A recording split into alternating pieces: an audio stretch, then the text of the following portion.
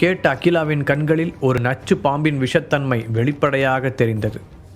நான் அவ்வளோ நாள் கஷ்டப்பட்டு ஹரிஷை பற்றி உங்கள் மனசுலையும் மாமா மனசுலையும் ஒரு தப்பான பிம்பத்தை உருவாக்கி இந்த குடும்பத்திலிருந்து பிரித்து வச்சா, மனோவோட கல்யாணம்னு சொல்லி அவன் குடும்பத்தோடு வந்து நிற்கிறான். நீங்களும் அவன் கூட சந்தோஷமாக சிரித்து பேசிகிட்டு இருக்கீங்க. உங்கள் அப்பாவுக்கு ஏற்கனவே அவன் மேலே ஒரு சாஃப்ட் கார்னர் இருக்குது. இப்போ இதான் சான்ஸ்னு திரும்பவும் அவனை தூக்கி மடியில் வச்சு கொஞ்சம் ஆரம்பிச்சிட்டாருன்னா அப்புறம் என் நிலைமையும் என் பையனோட நிலைமையும் என்ன ஆகுறது? அதனால தான் மறுபடியும் திட்டம் போட்டு ஸ்ருதியோட மனசை கலைச்சி அவளை வீட்டை விட்டு வெளியே போக வச்சேன். அதுக்கு காரணம் ஹரிஷ் வந்து பிரச்சனை பண்ணது தான்னு எல்லாரையும் நம்ப வச்சேன். அதுக்கப்புறம் ஆட்டோமேட்டிக்காக உங்கள் அப்பா ஹரிஷை வெறுக்க ஆரம்பிச்சிட்டாரு. ஸ்ருதி விட்டுட்டு போனதுனால மனோகரும் ஹரிஷை எதிரியாக நினைக்க ஆரம்பிச்சிட்டான். அது எனக்கு இன்னும் சந்தோஷத்தை கொடுத்தது. ஆனால் நிலைமை எப்போ வேணாலும் தலைகீழாக மாறலான்னு எனக்கு தெரியும். அதனால தான் உங்கள் மனசில் கலந்த மாதிரியே உங்கள் அப்பாவோட சாப்பாட்டில் கொஞ்சம் கொஞ்சமாக விஷத்தை கலக்க ஆரம்பித்தேன். அப்புறம் இன்னொரு விஷயம் கூட சொல்லணும். ஹரிஷ் இந்த குடும்பத்தோட பணத்தை எப்போவுமே எடுத்ததில்லை. ஆனால் நான் தான் ஆள் செட் பண்ணி ஹரிஷ் சொந்த ஃபேமிலியிலேயே பணத்தை திருடிட்டதா ஆதாரங்களை உருவாக்கினேன். உங்கள் அப்பாவோட சேர்ந்து நீங்களும் அதை உண்மைதான்னு நம்பிட்டீங்க. என்னோட திட்டப்படி ஏற்கனவே ஹரிஷ் மேலே வெறுப்பில் இருந்த நீங்கள் இந்த விஷயத்தை வச்சு உங்கள் அப்பாவோட மனசையும் மாற்றினீங்க. மொத்தத்தில் நான் ஒரே கல்ல மொத்த மாங்காய்களையும் அடிச்சிட்டேன். அகிலா பேய் பிடித்தவள் போல பேச ஆனந்த் அவளை அதிர்ச்சியுடன் பார்த்தார். தன்னுடைய புத்திசாலித்தனத்தை ஆனந்தின் முன்னால் நிரூபிக்கும் பெருமிதம் அவளிடம் தெரிந்தது. அகிலா தன் முதுகுக்கு பின்னால் இத்தனை வேலைகளை செய்திருப்பாள் என்று அவர் எதிர்பார்க்கவில்லை. ஆனால் ஏன்? என்னதான் இருந்தாலும் ஹரிஷ் என்னோட அண்ணன் பையன் இல்லையா? ஒரு வகையில் உனக்கும் அவன் பையன் மாதிரி தானே.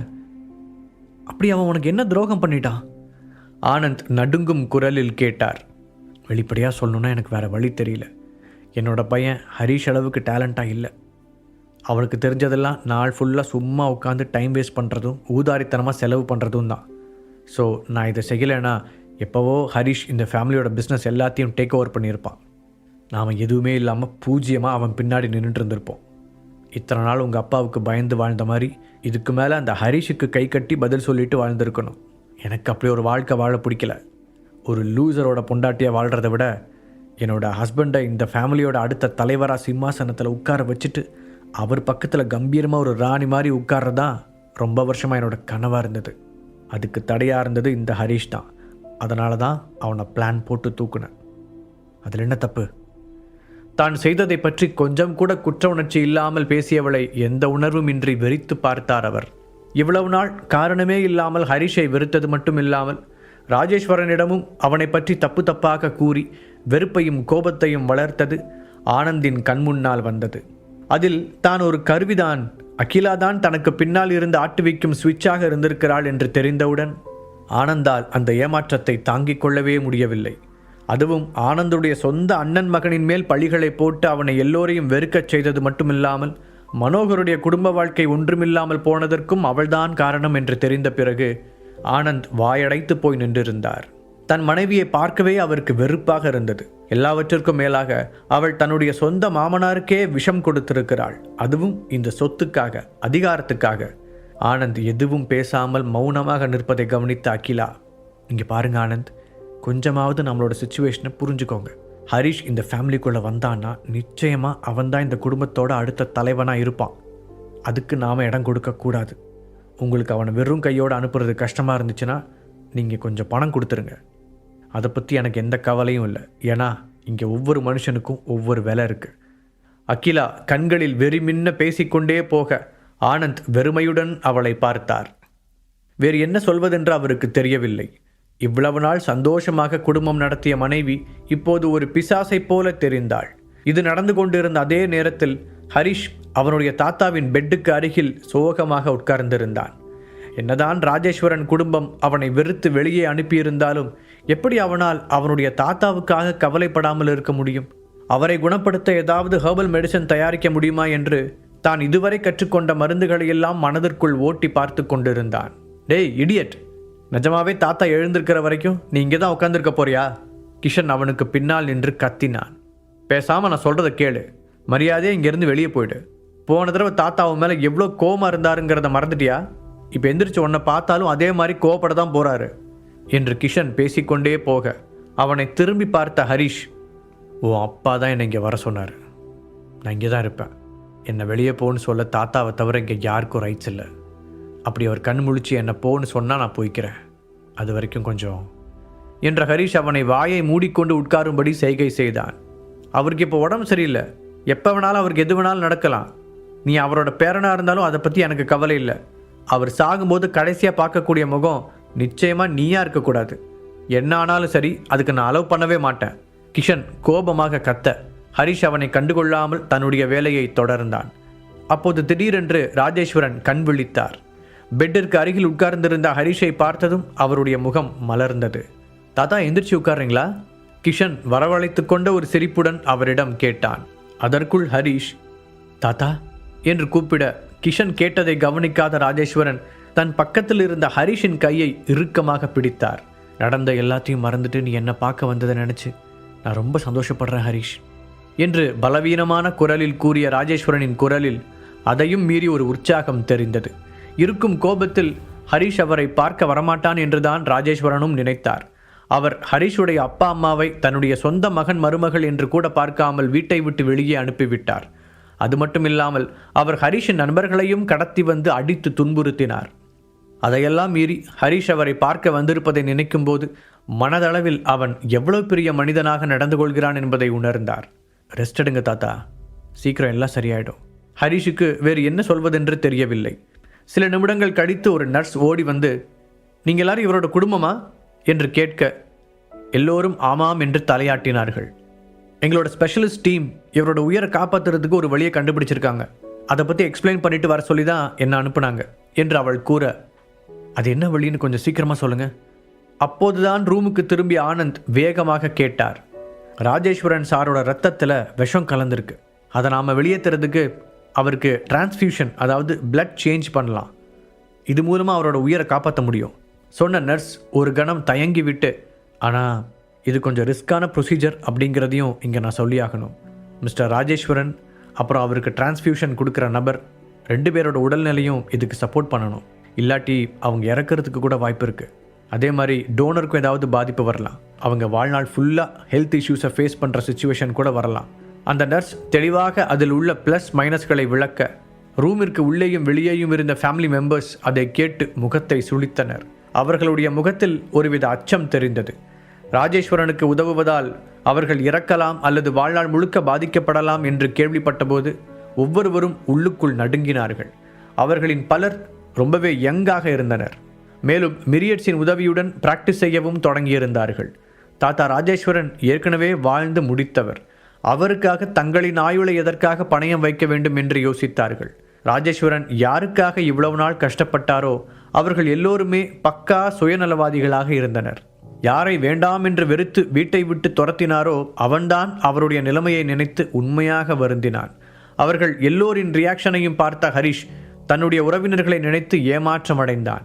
அவர்கள் எப்படி எதிர்காலத்தில் இந்த குடும்பத்திற்கு பாதுகாப்பாக நிற்பார்கள்?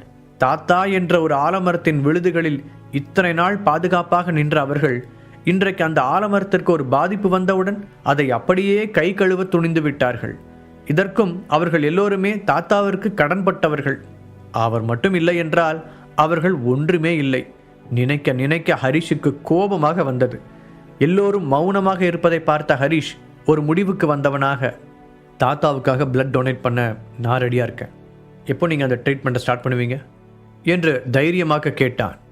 கிரேட் சார், பட் அதுக்கு முன்னாடி 2-3 ஸ்டெப்ஸ் நாம் கடந்தாகணும். ஃபர்ஸ்ட் உங்களோட பிளட் அவருக்கு சூட் ஆகுதான்னு பார்க்கணும். அதுக்கப்புறம் அதில் வேறு எந்த பிரச்சனையும், ஏதாவது இன்ஃபெக்ஷன் இந்த மாதிரி எதுவும் இல்லைங்கிறதையும் கன்ஃபார்ம் பண்ணணும் என்ற ஒரு சிரிப்புடன் அவரிடம் கூறிய நர்ஸ் திரும்பி அங்கிருந்த எல்லோரையும் பார்த்தார். நீங்கள் எல்லாருமே என் கூட வந்தீங்கன்னா உங்களில் யாரோட பிளட் அவருக்கு சூட் ஆகுதுன்னு செக் பண்ணி பார்த்துட முடியும் என்று சொன்னார். ராஜேஸ்வரன் குடும்பத்தில் இருந்த பெரும்பாலான மெம்பர்கள் தாங்கள் அவருக்கு ரத்தம் கொடுக்க வேண்டும் என்றால் அதற்கு முதலில் தங்களுடைய பிளட் அவருக்கு மேட்ச் ஆக வேண்டும் என்பதை அறிந்து நிம்மதியாக மூச்சு விட்டனர். இப்போதைக்கு அவர்களால் அந்த டெஸ்ட்டை மறுக்க முடியாது என்பதால் வேறு வழியில்லாமல் டெஸ்ட்டுக்காக தங்களுடைய பிளட்டை கொடுக்க முன்வந்தார்கள். இல்லாவிட்டால் அவர்களுக்கு ராஜேஸ்வரன் மேல் அக்கறை இல்லாதது போல் ஆகிவிடுமே. டெஸ்ட் முடிந்து 2 மணி நேரம் கழித்து அந்த ஃபேமிலி இன்னமும் சந்தோஷமாக இருந்தது. ஏனென்றால் ராஜேஸ்வரனின் பிளட் குரூப் AB நெகட்டிவ். அந்த குரூப் ரொம்பவே அரிதானது. அதனால் தங்களுக்கு அந்த குரூப் ரத்தம் இருக்க வாய்ப்பில்லை என்று உறுதியாக நம்பினார்கள். மொத்தம் 243 பேர் பிளட் டெஸ்ட் கொடுத்ததில் மொத்தம் 3 பேரோட பிளட் மட்டும்தான் அவருக்கு மேட்சிங்காக இருக்குது. இது உண்மையிலேயே ரொம்ப ஆச்சரியமான விஷயம்தான்.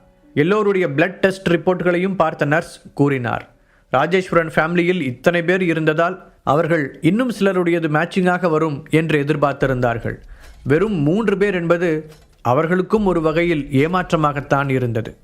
உடனே அந்த ஃபேமிலி மெம்பர் ஒருவர் தயங்கி நர்ஸ், எந்த 3 பேரோட பிளட் மேட்ச் ஆகுதுன்னு நாங்கள் தெரிஞ்சுக்கலாமா என்று கேட்டார். எங்கே தங்களுடைய பெயர் வந்துவிடுமோ என்று சிலருக்கு பயமாக இருக்க, ஏற்கனவே தங்களுடைய பிளட் குரூப் தெரிந்தவர்கள் தைரியமாக இருந்தனர்.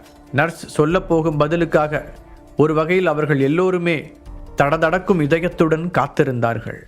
லிஸ்ட்டை ஒரு முறை சரிபார்த்த நர்ஸ் ஹரிஷ், ஆனந்த், அப்புறம் கிஷன் என்ற அந்த பெயர்களை சத்தமாக வாசித்தார். யார் தகுதியானவர்கள் என்று தெரிந்த உடனேயே அந்த குடும்பத்துடைய பெரும்பான்மை மெம்பர்களுடைய கவலை குறைந்து விட்டது. கண் விழித்து எழுந்த ராஜேஸ்வரன் தான் உயிர் பிழைக்க இப்படி ஒரு வாய்ப்பு இருப்பதை அறிந்தவுடன் ரொம்பவே மகிழ்ச்சி அடைந்தார். எவ்வளவு காலம் வாழ்ந்தாலும் இன்னும் கொஞ்ச நாள் வாழ முடிந்தால் சந்தோஷப்படுவது மனித இயல்புதானே. தன்னுடைய பிரியத்திற்குரிய மருமகள் தான் தனக்கு விஷம் வைத்தது என்று இன்னும் அவருக்கு தெரியாது. அடுத்த கட்டமா இந்த 3 பேர்ல யார் அவருக்கு ரத்தம் கொடுக்க போறீங்கன்னு முடிவு பண்ணணும். அதுக்கப்புறமா எங்களோட ஸ்பெஷலிஸ்ட் இன்னும் சில டெஸ்ட்டுகளை முடிச்சுட்டு ப்ராப்பராக ப்ரொசீஜரை ஸ்டார்ட் பண்ணுவாங்க சொன்ன நர்ஸ் தன்னுடைய வேலை முடிந்தது என்பதை போல டெஸ்ட் ரிசல்ட்டுகளை எடுத்துக்கொண்டு அங்கிருந்து வெளியேறினார். இப்போது எல்லோருடைய பார்வையும் ஹரிஷ், ஆனந்த் மற்றும் கிஷனின் மீது விழுந்தது. ஒரு பெருமூச்சை விட்ட ஆனந்த் தன் மகனுடைய தோளில் தட்டி, கிஷன், தாத்தாவுக்காக நீ பிளட் டொனேட் பண்ணு என்றார். எப்படி இருந்தாலும் ஹரிஷை அங்கிருந்தவர்கள் தங்களுடைய ஃபேமிலியின் உண்மையான மெம்பராக கருதவில்லை. சொல்லப்போனால் ஹரிஷ் திரும்பி வந்து அவருடைய தாத்தாவை பார்ப்பான் என்று கூட அவர்கள் நினைக்கவில்லை. அவன் வந்து பார்த்ததே பெரிய விஷயம் எனும்போது பிளட் டொனேஷன் செய்ய மட்டும் அவனை எதிர்பார்ப்பது ஆனந்துக்கு ஒரு மாதிரி அன்கம்ஃபர்டபுளாக இருந்தது. அதனால்தான் கிஷனை கேட்டார். பா, என்ன பேசிட்டு இருக்கீங்க? கிஷன் அதிர்ச்சியுடன் தன் தந்தையை பார்த்தான். உன் தாத்தாவுக்கு நீ பிளட் டொனேட் பண்ணணும்னு சொன்ன, ஆனந்த் அழுத்தமாக கூறினார். கிஷனின் அந்த அதிர்ச்சி அவரை முகம் சுளிக்க வைத்தது. கிஷன் அதை மறுக்க போகும்போது பெட்டில் இருந்து எழுந்து உட்கார்ந்த ராஜேஸ்வரன், கிஷன் வேண்டாம், எனக்கு ஹரிஷ் தான் பிளட் டொனேட் பண்ணணும் என்றார். திடீரென்று அவர் அப்படி கூறியதும் எல்லோரும் ஆச்சரியத்துடன் அவரை பார்த்தனர். சிலரின் கண்களில் சந்தேகம் தெரிய, இன்னும் சிலரால் அவர் ஏன் அப்படி சொன்னார் என்பதை புரிந்து கொள்ள முடிந்தது. இதன் மூலம் ஆனந்த் மற்றும் கிஷனை அவரால் பாதுகாக்க நினைக்கிறார் என்பதை உணர்ந்து கொண்டவர்கள் இப்போது கூட அவர் ஹரிஷின் மீது காட்டும் ஓரவஞ்சனையை கண்டுகொள்ளாதது போல நடித்தார்கள். ஹரிஷ், உனக்கு ஏதாவது நடந்துச்சுன்னா உன்னோட ஒய்ஃப் உன்னை கடைசி வரைக்கும் சப்போர்ட் பண்ணி நல்லா பார்த்துக்குவா. ஆனால் உன்னோட சித்தப்பா இப்போ தான் இந்த ஃபேமிலியோட ஹெட்டாக பொறுப்பேற்றுட்ருக்கான். நம்ம ஃபேமிலியில் எல்லாரும் அவனை நம்பி தான் இருக்காங்க. ராஜேஸ்வரன் தன்னுடைய முடிவுக்கான காரணத்தை விளக்கினார். ஹரிஷ் எந்த உணர்வையும் வெளிக்காட்டாமல் அவரை பார்க்க, அப்படி பார்க்கும்போது ஆனந்தோட ஒரே மகனான கிஷோனும் நீயும் மட்டும்தான் மிச்சம் இருக்கீங்க. இந்த பிளட் டிரான்ஸ்ஃபியூஷன் ஆபத்தானது மட்டும் இல்லை, ஒருத்தரோட உடல் நலத்தையும் பாதிக்கலான்னு சொன்னாங்க. இந்த மாதிரி ஒரு ரிஸ்க் எடுக்கிறதுக்கு அவன் ரொம்ப சின்ன பையனாக இருக்கான் என்றார் ராஜேஸ்வரன். அவர் உடலளவில் பலவீனமாக இருந்தபோதும் அவருடைய மனம் இன்னும் ஸ்ட்ராங்காகத்தான் இருந்தது. அங்கு யாரும் அவரை எதிர்த்து வாதிட முடியாது. அவர் பேசியதை கேட்டதும் ஹரிஷுக்கு சத்தமாக சிரிக்க வேண்டும் போல் இருந்தது. கிஷன் ஆனந்தின் ஒரே மகன் என்றால் அதற்கு ஹரிஷ் என்ன செய்ய வேண்டும்? இந்த மாதிரியான பிளட் டிரான்ஸ்ஃபியூஷன் கிஷனின் உடல் நலத்திற்கு ஆபத்து விளைவிக்கும் என்றால் அதே ஆபத்து ஹரிஷுக்கும் தானே இருக்கிறது. ராஜேஸ்வரனும் சரி, அவருடைய ஃபேமிலியும் சரி, ஏன் எந்த தயக்கமும் இன்றி தன்னுடைய உயிரை பணயம் வைக்க தயாராக இருக்கிறார்கள். ஆனால் அவனை விட சில ஆண்டுகள் இளையவனான கிஷனின் உயிரை பாதுகாக்க நினைக்கிறார்கள். ஹரிஷுக்கு உண்மையாகவே அதற்கான காரணம் புரியவில்லை. அதை பற்றி நினைக்கும் போதே அவனுக்கு உள்ளுக்குள் ஒரு கசப்பான உணர்வு தோன்றியது. தாத்தா, நீங்கள் உண்மையாகவே யோசிச்சு தான் இதை சொல்கிறீங்களா? கொஞ்சம் கூட நியாயமே இல்லாத ராஜேஸ்வரனின் இந்த முடிவை கேட்டு ஹரிஷுக்கு சிறிது வெறுப்பாக இருந்தது. கிஷன் தாத்தாவிற்கு பிளட் தரமாட்டேன் என்று மறுத்திருந்தால் அதை அவனால் இயல்பாக ஏற்றுக்கொள்ள முடியும். ஏனென்றால் அவனுடைய குணமே அப்படித்தான் என்று ஹரிஷுக்கு தெரியும். ஆனால் ராஜேஸ்வரன் ஒரு கண்ணில் வெண்ணையும் மற்றொரு கண்ணில் சுண்ணாம்பும் வைக்கும் அவரை என்னவென்று சொல்வது? தாத்தா, நீங்கள் சொல்கிறது கரெக்டு தான். என்னோட உடம்புல அந்த அளவுக்கு சக்தி இல்லை. அதோட நான் இந்த குடும்பத்துக்கு ரொம்ப முக்கியமானவன். ஆனால் ஹரிஷ் அப்படி இல்லை. அவனுக்கு என்ன நடந்தாலும் அதனால் யாருக்கும் எந்த பிரச்சனையும் இல்லை. கொஞ்சம் கூட மனசாட்சி இல்லாமல் பேசினான் கிஷன். எப்படியோ தாத்தாவிற்காக ஹரிஷ் தான் ரிஸ்க் எடுக்கப் போகிறான், தான் இல்லை என்று தெரிந்தபோதே அவனுக்கு நிம்மதியாக இருந்தது. அந்த ரூமில் இருந்த மற்ற ஃபேமிலி மெம்பர்களும் வழக்கம் போல் கிஷன் சொன்னதைத்தான் ஆதரித்தார்கள். ஆமாம், ஹரிஷ் பிளட் கொடுக்கறது தான் சரியாக இருக்கும். இத்தனை வருஷமாக இந்த ஃபேமிலி அவனுக்கு கொடுத்த சப்போர்ட்டுக்கு இதுதான் அவன் திருப்பி செய்கிற நன்றி கடனாக இருக்கும் என்று கூச்சமே இல்லாமல் ஒருவன் சொல்ல, அதற்குள் இன்னொருவன், நான் கூட தான் தாத்தாவுக்கு பிளட் கொடுக்கணும்னு ஆசைப்பட்றேன், ஆனால் என்ன பண்ணுறது, என்னோட பிளட் மேட்ச் ஆகலையே என்று பாவமாக முகத்தை வைத்து கொண்டு கூறினான். அவர்கள் அனைவரும் தங்களுக்குள் பேசிக்கொள்வது ஹரிஷின் காதுகளுக்கு நன்றாகவே விழுந்தது. அவன் ஒரு கேலி சிரிப்புடன் அவர்கள் எல்லோரையும் பார்த்தான். ஹரிஷ் தயக்கத்துடன் அவனை கூப்பிட்ட ஆனந்திற்கு அதன் பிறகு என்ன பேசுவதென்று தெரியவில்லை. ராஜேஸ்வரன் எதற்காக அப்படி சொன்னார் என்பதை அவரால் ஈஸியாக கணிக்க முடிந்தது. பழைய ஆனந்தாக இருந்தால் இந்த ஐடியாவை முதல் ஆளாக அவர்தான் கூறியிருப்பார். ஆனால் இப்போது ஹரிஷுக்கும் அவருடைய குடும்பத்திற்கும் அகிலா என்னவெல்லாம் செய்தாள் என்று தெரிந்த பிறகு அவருக்கு ஒரே குற்ற உணர்ச்சியாக இருந்தது. அதோடு முதல் முறையாக ஹரிஷை பற்றி அவர் கவலைப்பட்டார். ஆனால் அவருடைய மனைவி செய்ததை ஃபேமிலியில் இருந்த மற்றவர்களுக்கு தெரியாமல் மறைக்க வேண்டியிருந்ததால் ராஜேஸ்வரனின் முடிவை எதிர்த்து அவரால் எதுவும் சொல்ல முடியவில்லை. அகிலா இந்த பாதையில் ரொம்ப தூரம் போய்விட்டாள். இப்போது உடனடியாக அதை மாற்றி அமைக்க ஆனந்தால் முடியாது. அதனால் இப்போது அவர் ஒரு இருதலை கொள்ளி எறும்பின் நிலையில்தான் இருந்தார். ஹரிஷ், நீ அதை கேட்டதானே? ஃபேமிலியில் இருக்கிற எல்லாரும் சேர்ந்து ஒரே மனசாக முடிவு பண்ணியாச்சு. ஆனால் நீ ஒன்றும் கவலைப்படாத. மாமாவுக்காக நீ பிளட் டொனேட் பண்ணதுக்கப்புறம் நீ படப்போகிற கஷ்டங்களுக்கு ஈடாக நாங்கள் கொஞ்சம் பணம் தரோம். நீ ஒரு நல்லதும் செஞ்சு அதுக்காக பணமும் சம்பாதிக்க போகிற. இது உண்மையிலேயே ஒரு நல்ல விஷயம்தானே என்று ஹரிஷை பார்த்து நக்கலாக கூறினாள் அகிலா. அவளை அலட்சியமாக பார்த்த ஹரிஷ், நீங்கள் எல்லாரும் சேர்ந்து என்னை கார்னர் பண்ண நினைக்கிறீங்கன்னு தெரியாத அளவுக்கு நான் ஒன்றும் முட்டாள் இல்லை. அப்புறம் தாத்தாக்கு நான் பிளட் டொனேட் பண்ண தான் போகிறேன். ஆனால் அது நீங்கள் எல்லாரும் சேர்ந்து ஆர்டர் போடுறதுக்காகவோ இல்லை நீங்கள் தூக்கி போட போகிற பணத்துக்காகவோ கிடையாது. சொல்லப்போனால் நீங்களாம் என்னை பற்றி என்ன நினைக்கிறீங்கன்னு கூட நான் கவலைப்பட போகிறதில்ல. இதை நான் செய்யறதுக்கு ஒரே காரணம் அவர் என்னோட தாத்தா, அதுக்காக மட்டும்தான் என்று கர்ஜிக்கும் குரலில் கூற அந்த மொத்த ரூமும் அமைதியாகிவிட்டது. யாரும் அவன் பேசியதை மறுக்கவில்லை. ரொம்ப தேங்க்ஸ் ஹரிஷ், இது எனக்கு எவ்வளோ சந்தோஷத்தை கொடுக்குதுன்னு சொன்னால் அதை உன்னால் புரிஞ்சிக்க முடியுமான்னு தெரியல. ஆப்ரேஷன் சக்ஸஸ்ஃபுல்லாக நடந்து நாம் 2 பேருமே உயிரோடு இருந்தால் இது வரைக்கும் நடந்த எல்லாத்தையும் மறந்துடுவோம். அதுக்கப்புறம் நீ உன்னோட அப்பா அம்மாவை தாராளமாக நம்மளோட பேலஸ்கே திரும்பவும் கூட்டிகிட்டு வந்துடலாம். உற்சாகமாக பேசிய ராஜேஸ்வரன் கடைசியாக பிளட் இஸ் திக்கர் தேன் வாட்டர் என்று கூறினார். உண்மையில் அதை கேட்டு ஹரிஷுக்கு சிரிப்பதா அழுவதா என்று தெரியவில்லை. உடல்நிலை சரியில்லாத மனிதன் என்பதால் பல்லை கடித்து கொண்டு அமைதியாக இருந்தான். அப்போது திடீரென்று, ஹரிஷ், நீ இவ்வளோ முட்டாளா இருப்பான்னு நான் நினைக்கவே இல்லை என்று ஒரு கம்பீரமான குரல் கேட்க ஹரிஷ் தனக்கு பழக்கமான அந்த குரலை கேட்டு திகைத்து போனான்.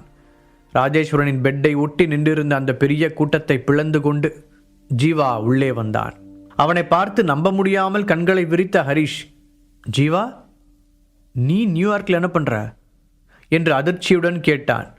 உன் சித்தப்பா ஃபோன் பண்ண அடுத்த 30வது நிமிஷத்தில் நியூயார்க் கிளம்புற ஃப்ளைட்டில் உன்னால் ஏற முடியுதுன்னா அதே அளவுக்கு கான்டாக்ட்ஸ் எனக்கு இல்லையா? நீ நியூயார்க் போகிறதுக்காக டிக்கெட் கேட்குறான்னு எனக்கு நியூஸ் வந்த உடனேயே நான் சந்தனாவுக்கு ஃபோன் பண்ணி பேசினேன். நீ உன் தாத்தாவுக்கு உடம்பு சரியில்லைன்னு சொல்லிட்டு கிளம்புனதா அவள் சொன்னான். அவள் பாவம், நீ ஏதோ கிராமத்துக்கு போகிறதா நினச்சிக்கிட்டு இருக்கா. ஆனால் அப்படி போய் சொல்லிவிட்டு நீ எங்கே வந்திருப்பான்னு எனக்கு மட்டும்தானே தெரியும். போன தடவையே இங்கே எல்லாரும் உன்னை என்ன செஞ்சாங்கன்னு பார்த்துக்கிட்டு தானே இருந்தேன். அதான் உனக்கு பின்னாடியே நானும் கிளம்பி வந்துட்டேன். அதுவும் நல்லதாக போச்சு. சரி, நீ முதல்ல வெளியே வா, நான் உன் கூட கொஞ்சம் பேசணும் என்று சொன்னபடி ஹரிஷின் கையை பிடித்து வெளியே இழுத்தான் ஜீவா. அங்கிருந்த ராஜேஸ்வரன் ஃபேமிலி மெம்பர்ஸ் யாரும் ஒரு வார்த்தை கூட பேசவில்லை. அவர்கள் ஜீவாவை நேருக்கு நேர் பார்ப்பதை கூட தவிர்த்தார்கள். போன முறை ஜீவா அவர்களின் மாளிகைக்கு வந்தபோது எந்த அளவுக்கு மூர்க்கமாக நடந்து கொண்டான் என்பதை அவர்கள் பார்த்து கொண்டுதானே இருந்தார்கள். ஹரிஷுக்காக அவன் என்ன செய்யவும் தயாராக இருப்பான் என்பதை அவர்கள் அப்போதே அறிந்திருந்தார்கள். இல்லாவிட்டால் த கிரேட் ராஜேஸ்வரன் குடும்பம் என்று தெரிந்த பிறகும் அவன் ஹரிஷ் என்ற ஒற்றையாளுக்காக மொத்த பேரையும் பகைத்து கொண்டு நின்றிருப்பானா? ஜீவாவிற்கு பயந்து எல்லோரும் அமைதியாக இருக்க அகிலாவால் அப்படி இருக்க முடியவில்லை. ஏனென்றால் ஒருவேளை ஹரிஷின் மனதை மாற்றி ஜீவா அழைத்து கொண்டு சென்று விட்டால் அதன் பிறகு அவளுடைய மகன் கிஷன் தான் ராஜேஸ்வரனுக்கு ரத்தம் கொடுக்க வேண்டியிருக்கும். அதனால் கோபமாக அவனை பார்த்தவள், ஜீவா, இது எங்கள் ஃபேமிலி மேட்டர், இதில் தலையிடுறதுக்கு உங்களுக்கு எந்த ரைட்ஸும் இல்லை. என்றாள். இப்போது ஜீவாவை பார்த்து அவளுக்கு எந்த பயமும் இல்லை. தன்னுடைய மகனை பாதுகாக்க வேண்டும் என்பதுதான் அவளுக்கு ஒரே குறிக்கோளாக இருந்தது. அப்படியா? நான் ஒன்று உங்கள் ஃபேமிலி மேட்டரில் தலையிடலையே. நான் என் நண்பன் கிட்ட தானே பேசிக்கிட்டு இருக்கேன். அதை தடுக்கிற உரிமை உங்களுக்கு மட்டும் இல்லை, இங்கே இருக்கிற யாருக்குமே கிடையாது என்று அகிலாவின் முகத்தில் அடித்தது போல பதில் சொன்னான் ஜீவா. கொஞ்சம் அமைதியார் ஜீவா. ஹரிஷ் தன் நண்பனை சமாதானப்படுத்த முயற்சித்தான். ஜீவாவின் கோபம் எந்த அளவிற்கு போகும் என்று அவனுக்கு தெரியும். ஆமாம், தெரியாமல் தான் கேட்குறேன். உனக்கு ஏதாவது புத்தி கெட்டு போச்சா ஹரிஷ்? அவங்க உனக்கு என்னெல்லாம் செஞ்சாங்கன்னு நீ ஏற்கனவே மறந்துட்டியா? ஜீவா இந்த முறை வெளிப்படையாகவே கேட்டான். என்னோட ஃபேமிலி மொத்தமும் சுயநலவாதிகள் தான் எனக்கு தெரியும் ஜீவா. ஆனால் நான் சின்ன பையனாக இருக்கும்போது என் தாத்தா என்கிட்ட காட்டின அன்பை என்னால் மறக்க முடியாது. எப்படி இருந்தாலும் அவரோட வீட்டில் தான் என்னோட 22 வயசு வரைக்கும் வளர்ந்தேன். ஹரிஷ் ஜீவாவிடம் தன்னுடைய நிலைமையை விளக்க முயற்சித்தான். ஆனால் அவனுடைய ஃபேமிலியில் தன் நண்பன் ஜீவாவைப் போல நல்லவர்கள் யாரும் இல்லை என்பதும் ஹரிஷுக்கு தெரியும். அதற்குள் ஹரிஷின் சொந்தக்காரர்கள் சிலர் தங்களின் பயத்தை போக்கிக் கொண்டு ஜீவாவுடன் வாக்குவாதத்தில் ஈடுபட்டனர். நீ தேவையில்லாம இந்த விஷயத்தில் தலையிடுற. ஹரிஷ் அவனுடைய தாத்தாவுக்காக பிளட் டொனேட் பண்ண ரெடியாக இருக்கான். அதுக்கு குறுக்க நிற்க உனக்கு எந்த உரிமையும் இல்லை என்று ஒருவன் சொல்ல, நாங்கள் ஹரிஷ் கிட்ட கொஞ்சமாக பிளட் டொனேட் பண்ண தானே கேட்குறோம், அவனை ஒன்றும் கொல்ல போகிறதில்ல என்றான் இன்னொருவன். அதற்குள் உணர்ச்சி வசப்பட்ட கிஷன் ஜீவாவிடம் சென்று, நீ சென்னையில் வேணால் பெரிய ஆளாக இருக்கலாம், ஆனால் உன்னோட அதிகாரம் இங்கெல்லாம் செல்லுபடி ஆகாது. நீ சொல்கிறத கேட்க இங்கே யாரும் தயாராக இல்லை. அப்புறம் ஹரிஷ் தாத்தாவுக்கு ஹெல்ப் பண்ணால் உனக்கு எங்கே வலிக்குது? அப்படியே அதில் அவனுக்கு ஏதாவது நடந்தாலும் அதை பற்றி எங்களுக்கு அக்கறை இல்லை என்று நக்கலாக பேச அவனை தீயாய் முறைத்த ஜீவா, அம்மா யார் நீ? என்கிட்ட யாருமே இந்த மாதிரி பேசினதில்லை. அதுவும் என் நண்பனோட உயிரை பற்றி என்கிட்டயே இவ்வளோ அசால்ட்டாக பேசுறியா என்றபடி அவனுடைய தோள்பட்டையில் கை வைத்து தன் பக்கம் இழுத்தவன் தன்னுடைய காலை மடக்கி அவனுடைய அடி வயிற்றில் எட்டி உதைத்தான். உள்ளுக்குள் ஏதோ உடைவது போல இருக்க தாங்க முடியாத வலியை உணர்ந்தான் கிஷன். மீண்டும் அவனை நிமிர்த்திய ஜீவா அவனுடைய முகத்தில் ஓங்கி அறைந்தான். அந்த ரூமில் இருந்தவர்கள் எப்போதும் போல அமைதியாக நின்றனர். யாரும் ஜீவாவை தடுக்க முன்வரவில்லை. ஏன் மேலே கை வச்சிட்டியா? உன்னை என்ன பண்ண போற பாரு. வலி தாங்க முடியாமல் ஆத்திரத்துடன் கிஷன் கத்த, சார் அப்படி என்ன பண்ணிடுவீங்க? கையை மட்டும் இல்லடா, இப்போ காலையும் வைக்க போகிறேன் என்று ஜீவா சொல்லும்போதே, ஜீவா நீங்கள் கொஞ்சம் எல்லை மீறி போகிற மாதிரி தெரியல, ஆனந்த் கலங்கிய குரலில் கேட்டார். வாங்க சார், நீங்கள் தானே ஹரிஷோட சித்தப்பா? எப்போ பார்த்தாலும் அவனை ஃபோன் பண்ணி வர வச்சு இந்த மாதிரி பிரச்சனையில் மாட்டி விடுறதையே வேலையாக வச்சுருக்கீங்கள? அவனை வேணான்னு சொல்லி தானே கருவேப்பிலை மாதிரி தூக்கி போட்டீங்க. இப்போ பெரியவருக்கு பிளட் டொனேட் பண்ண மட்டும் அவன் வேணுமா? உங்களுக்கெல்லாம் கொஞ்சம் கூட மனசாட்சி இருக்காதா? ஜீவா கோபமாக கேட்க ஆனந்த் பதில் சொல்ல முடியாமல் தலை குனிந்தார். டேய், உன்கிட்ட யார் ஒப்பீனியன் கேட்டது? அகிலா மீண்டும் கோபத்தில் எகிற, ஏய் என்று கத்தியபடி அவளை நோக்கி ஒற்றை விரலை நீட்டிய ஜீவா, ஒழுங்கு மரியாதையாக வாய் முடிக்கோ. என்னை பற்றி உனக்கு எதுவுமே தெரியாது. ஏதோ பொண்ணாச்சுன்னு அமைதியாக இருக்கேன். இங்கே பாருங்க, எல்லாரும் நல்லா கேட்டுக்கோங்க. என் நண்பனை தொடணும்னு நினச்சிங்கன்னா அதுக்கு முதல்ல நீங்கள் என்னோட பணத்தை தாண்டணும். அதுக்கு உங்களை யாருக்காவது தைரியம் இருக்கா என்று ஆக்ரோஷமாக கேட்டான். அந்த நிலையில் அவனை பார்த்த எல்லோருக்கும் அப்படியே முதுகுத்தண்டு சில்லிட்டது. அதை பார்த்து கோபமடைந்த அகிலா, என்ன ரொம்ப தான் பேசிட்டே போற, உனக்கு மட்டும்தான் ஃபைட்லாம் தெரியும்னு நினச்சியா என்று சொல்லிக்கொண்டே தன்னுடைய ஃபேமிலி மெம்பர்களை திரும்பி பார்த்தாள். அவர்கள் எதுவும் செய்யாமல் அமைதியாக நிற்க, என்ன இப்படி மர மாதிரி நிற்கிறீங்க? அப்போ இவ்வளோ நாள் உங்களுக்கு கொடுத்த ட்ரைனிங் எல்லாம் வேஸ்ட்டா? இதுக்கா மாமா இவ்வளோ கஷ்டப்பட்டாரு என்று பல்லை கடித்துக்கொண்டே கேட்டாள். கடந்த சில நாட்களாகவே ராஜேஸ்வரனின் ஏற்பாட்டில் அவர்கள் எல்லோரும் மார்ஷல் ஆர்ட்ஸில் ட்ரைனிங் எடுத்துக்கொண்டு இருந்தார்கள். அது மட்டும் இல்லாமல் மிரியட்ஸ் கொடுத்த ஹெர்பல் மெடிசின்களையும் தொடர்ந்து சாப்பிட்டு வந்ததால் அவர்கள் முன்பை விட பலசாலிகளாக மாறியிருந்தார்கள். இருந்தாலும் அவர்கள் மனதில் இருந்த பழைய அச்சம்தான் ஜீவாவை எதிர்த்து நிற்க முடியாமல் தடுத்தது. இப்போது அதை தூண்டி விடுவது போல அகிலா பேசவும் அங்கிருந்த ஆண்கள் எல்லோரும் சண்டைக்கு தயாராக ஜீவாவின் முன்னால் குதித்தனர். சரி, அதை தான் பார்த்துருவோமே என்ற ஜீவா கைகளை மடக்கி பக்கத்தில் இருந்த சுவரை ஓங்கி குத்தினான். அவனுடைய கை முஷ்டிகள் சுத்தியலை போல் இருக்க அந்த அறை முழுவதுமே நிலநடுக்கம் வந்தது போல அதிர்ந்தது. ராஜேஸ்வரன் ஃபேமிலி மெம்பர்கள் அதை பார்த்து பயத்தில் உறைந்து விட்டனர். ஜீவா குத்திய இடத்தில் கான்கிரீட் சுவர் உள்வாங்கி இருப்பதை அவர்களால் தெளிவாக பார்க்க முடிந்தது. அவன் இன்னும் கொஞ்சம் வேகமாக குத்தியிருந்தால் அந்த சுவரை உடைத்து கொண்டு அடுத்த ரூமிற்கே அவன் போயிருப்பான் என்பதில் அவர்கள் யாருக்கும் சந்தேகமில்லை. சாவை பார்த்து நான் பயப்படலை. ஆல்ரெடி நிறைய தடவை அதுக்கு ரொம்ப பக்கத்தில் போய் ஹாய் சொல்லிட்டு வந்திருக்கேன். இப்போ இருக்கிற உயிர் என் நண்பன் கொடுத்தது. அவனுக்காக அதை திருப்பி கொடுக்கறதுல எனக்கு எந்த பிரச்சனையுமே இல்லை. ஜீவா நெஞ்சை தட்டி கொண்டு சொல்ல, அவனை அடிப்பதற்காக பக்கத்தில் வந்த எல்லோரும் பயந்து பின்வாங்கினார்கள். இத்தனை நாளில் ஜீவாவை இப்படி நான் பார்த்ததே இல்லை. ஹரிஷ் தன்னுடைய நண்பனின் சக்தியை பார்த்து ஆச்சரியப்பட்டான். ஏற்கனவே வலிமையாக இருந்த ஜீவாவை ஹரிஷ் கொடுத்த பவர் பில் ரொம்பவே ஸ்ட்ராங்காக மாற்றியிருந்தது. அவனிடமிருந்து ஒரு அபரிமிதமான சக்தி வெளிப்பட்டது. முழு கதையையும் கேட்டு மகிழ பாக்கெட் FM ஆப்பை டவுன்லோட் செய்யுங்கள். லிங்க் டிஸ்கிரிப்ஷனில் கொடுக்கப்பட்டுள்ளது.